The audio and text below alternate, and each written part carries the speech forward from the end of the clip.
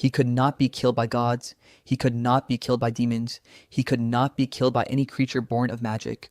For 10,000 years, one being ruled unchallenged over heaven and earth, and his name was Ravana. Through decades of brutal penance, the 10-headed king had earned a wish from the gods themselves: total immortality against every divine and supernatural force in existence. But pride blinds even the mightiest. In his arrogance, Ravana asked for protection from gods, demons, and spirits. But he never once considered a simple human could be a threat.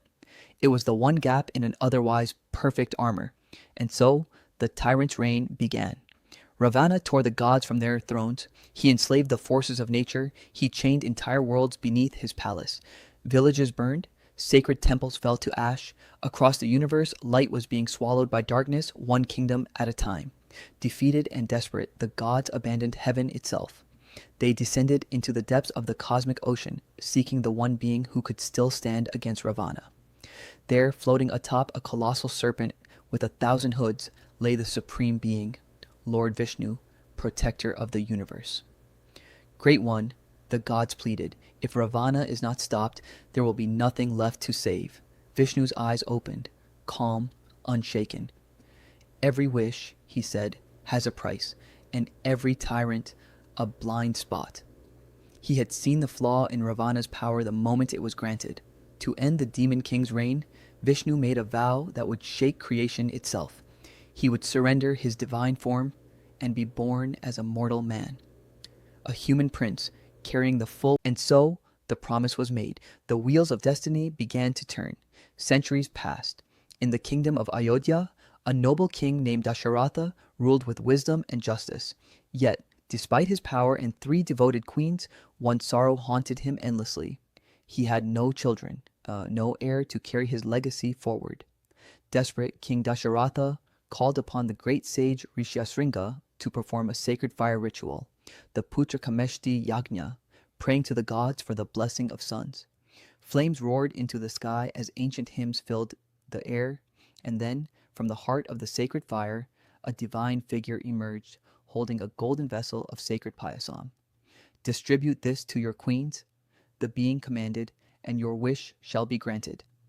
Overjoyed, Dasharatha shared the divine offering among his 3 queens. Months later, the palace erupted in celebration. Queen Kausalya gave birth to a radiant son, and the gods themselves knew this was no ordinary child. This was Lord Vishnu, descended to earth in human form.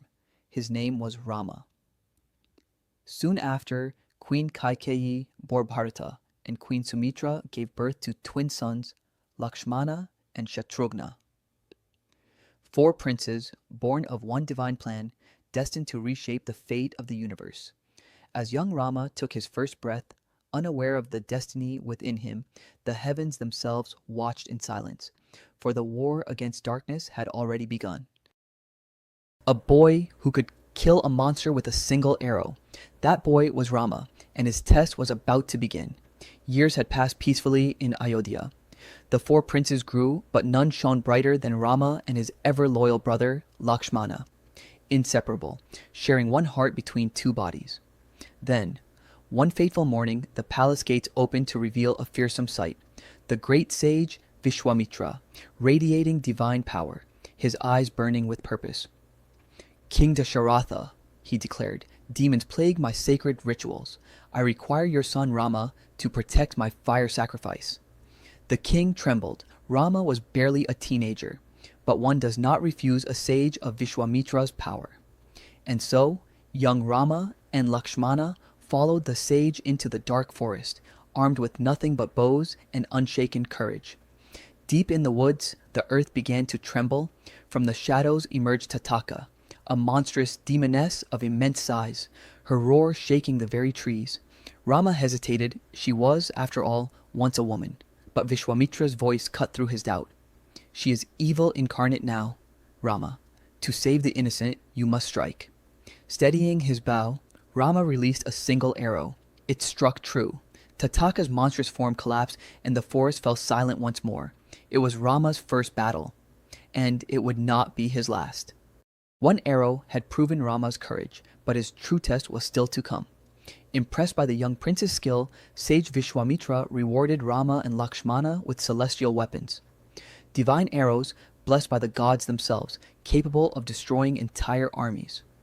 Their training complete, the sage led the brothers toward the kingdom of Mithila, where King Janaka had issued a challenge that had humbled kings and warriors for generations. Lift and string the mighty bow of Lord Shiva. None had even managed to move it. In the grand courtyard, kings from across the land had gathered, egos bruised, arms trembling from failed attempts.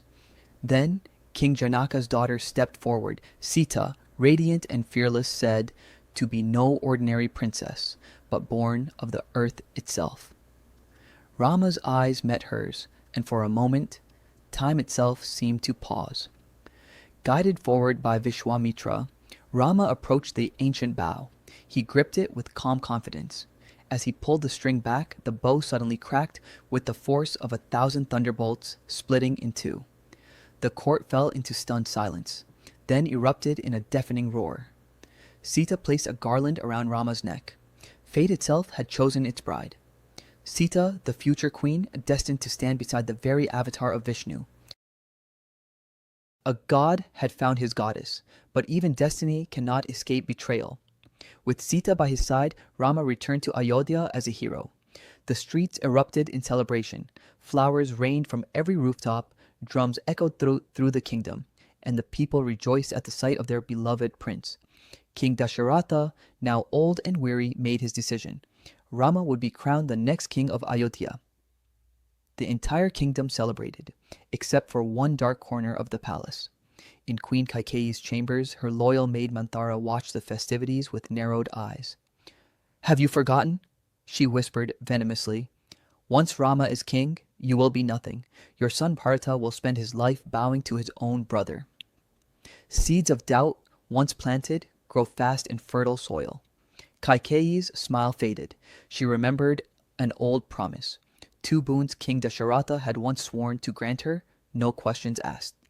That night, as the palace slept peacefully, unaware of the storm brewing within its walls, Kaikeyi made her choice. Tomorrow she would demand both wishes, and tomorrow everything Rama had ever known would be destroyed.